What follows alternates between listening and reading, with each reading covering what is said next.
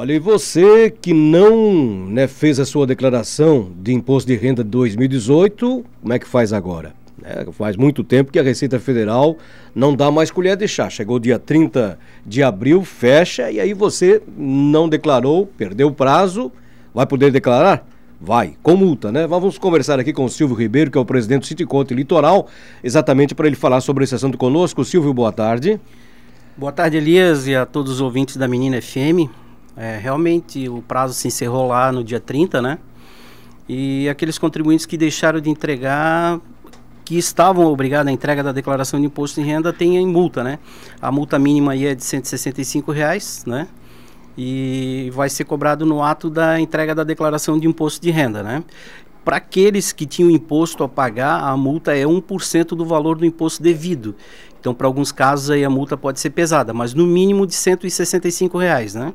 No mínimo R$165, quer dizer, mesmo aqueles que têm imposto, a restituição do imposto, vão ter que pagar essa multa? Sim, até aqueles que têm a restituição do imposto vão pagar.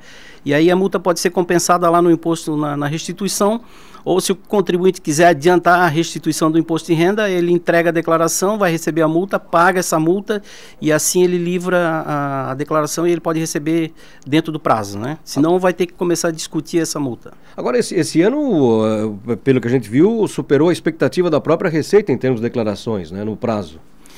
Exatamente, em virtude das multas, né? E os contadores pegaram muito no pé dos contribuintes, né? Porque esse ano a declaração foi um pouco estressante, né? No ano que vem ela será um pouco mais, justamente por conta da grande quantidade de detalhes que nós temos que colocar nas declarações agora, né? A gente sofreu um pouco aí com os extratos bancários, né? Porque tem bancos aí que tem muito CNPJ, um CNPJ para cada tipo de operação, e outros bancos sequer colocavam o CNPJ e o número da conta nos informes de rendimento. Mas vai ser complicado o ano que vem. Então, se o contribuinte quiser esse ano já procurar seu contador e ele fazer a retificação informando os dados necessários, né? Porque possivelmente a Receita Federal deve fazer aí uma triangulação, né? Prefeitura, cartórios e o contribuinte, né? Para verificar se tem alguma coisa, se há alguma sonegação, omissão de patrimônio, né?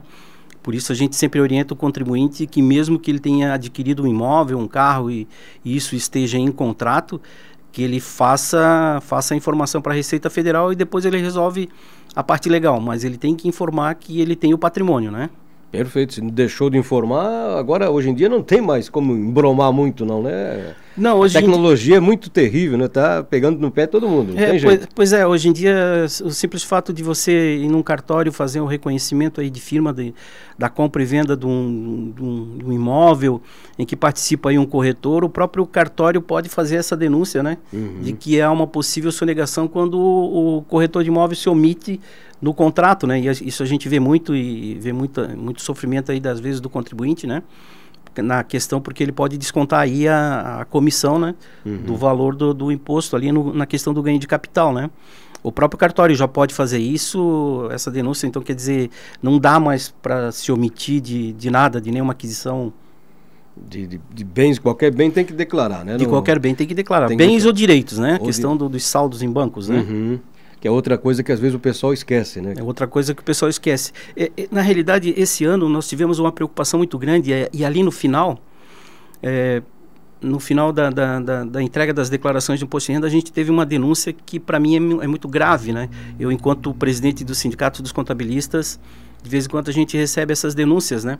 E uma denúncia foi que a gente não tem o conhecimento de quem seja e aonde ele fez isso.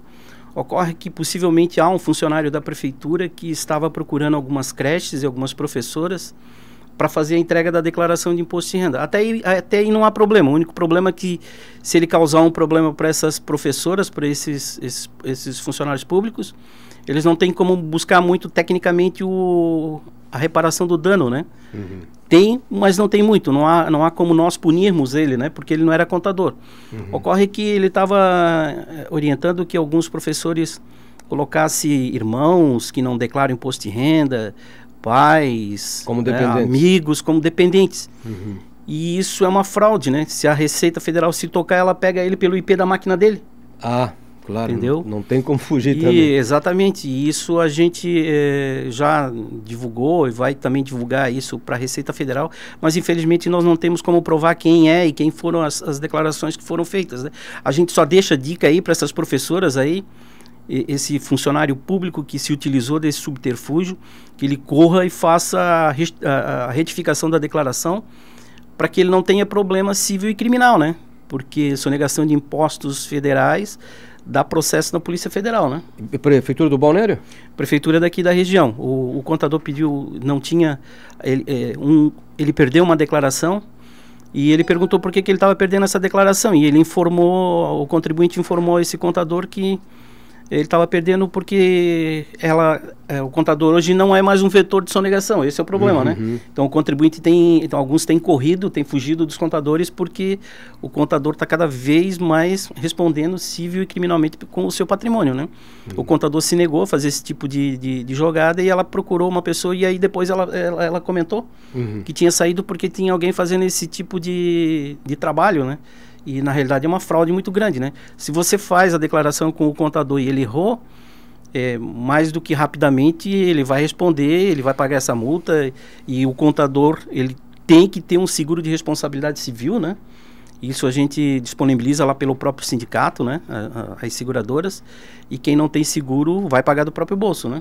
Imagine se isso foi feito, essa pessoa que fez essas declarações num computador da própria prefeitura, né? Aí o pepino é maior. Aí o pepino é maior, né? Porque o IP daí seria o IP da prefeitura, né? O IP, para quem não sabe, é a identificação do computador e de quem está fazendo, né? E isso a Receita Federal tem de todos, né?